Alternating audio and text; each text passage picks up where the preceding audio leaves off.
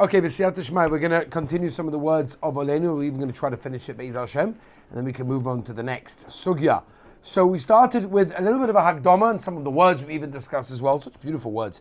Really, really special, Oleinu, really special. We should, I think it was Rav Shlomo Zalman once said that people by Oleinu, they mistaken it for Tfilas HaDerech. They're already out the door already when it comes to Oleinu because they're really busy on the Derech. But upon him, when you learn the words, you start to hopefully try to focus on a little bit more of what's going on. So let's begin with Vanachnu Koyrim. I think there is a Shaila Shemish Tachon Hevel V'Rik Mispan El Loida Shir. Some versions do have it, some don't have it. But upon him, let's begin from here. Vanachnu Koyrim V'Mishtachim V'Moidim. Lifnei Melech Malchei Amlochim HaKodesh Baruch Hu over here, which we know at this time specifically there's an inyan for a person to bow. The reason why we bow, the Magen Avraham says, is in order not to look like a kofer, right? Because he was saying something and we're not doing that. Now I'm just going to add a small idea. We mentioned, if you remember, by Tachnun. We said by Tachnun, one of the reasons why we put our head down when we do Vayvei Oktovim, we put our head down by Tachnun, is it's an action of hachna, of humility. Sort of like subjugating ourselves to everything of the Rabbeinu Shalom. So I think very much Oleinu is very much our idea of being Meshabeach Hashem and being Makabel, right? That Hashem is our King and our Melech and everything in between.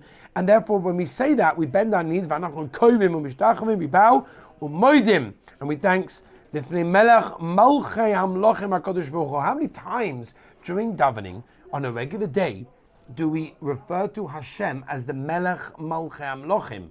I don't remember even once, right? HaMelech, Hakel HaKot. There's many different versions of how we refer to Hashem.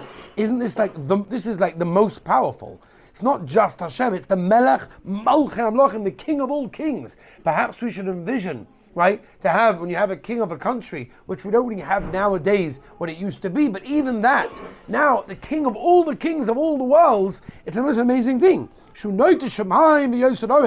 stretches out the heavens, right, establishes the earth.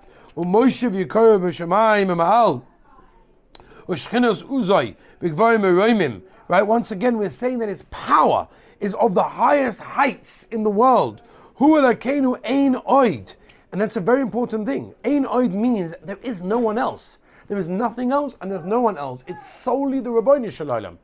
As is written in the Sefer Bilvavi, a beautiful idea that a person gets angry because he's so much dependent on other things and other people. And therefore, it didn't work out, or he didn't get back to me, or whatever it may be. So we get annoyed, we get upset, we get frustrated. If we recognize and absorb into our blood on a daily basis that whatever activity we're busy with, there is ein oid. There is only Hashem, there is nothing and nobody else. Emes Malkeinu, right? The Emes of our King. Efes Zulasa, once again the same emphasis on there is nothing besides Hashem. Efes Zulasa. I had a Rebbe one time that used to repeat those words a few times, and at the beginning when I first heard him, I'm like, is there something wrong? Is it a briskazach or something, like repeat the words or something? And then I realized, no, he wanted to say it with his das, totally understanding and believing Efes Zulosoi. There is nothing but Hashem. There is only Hashem. Like it says in the Torah, right? You should know this day. Put it onto your heart. Ki Hashem Elokim, Vashamayim Ba'al. Right? He is in the heavens. He's the king. But and also down over here in the Oretz Ein Oid. There is nothing and no one besides him. How many times are we stressing the same thing again and again in one paragraph of a tefillah? V'yal kain therefore, nekavlecha, we put all our hope Hashem l'kein livois behiva v'severes.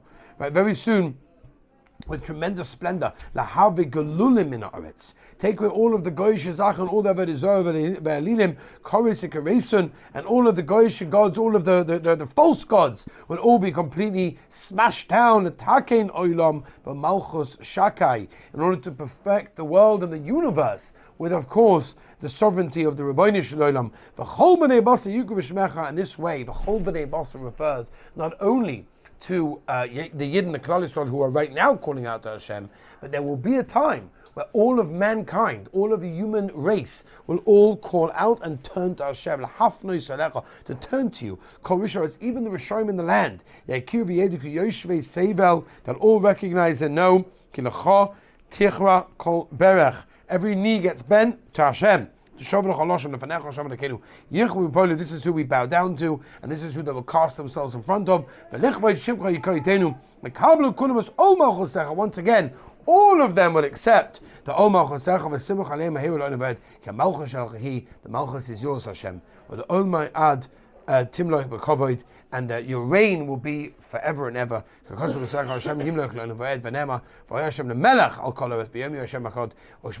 Rebbeinu Shalom will be the king for all of the world on that day, for always, and Hashem is one. What a beautiful and powerful, incredible tefillah that we often say as we're walking out of shul, or as we're taking off our tefillin.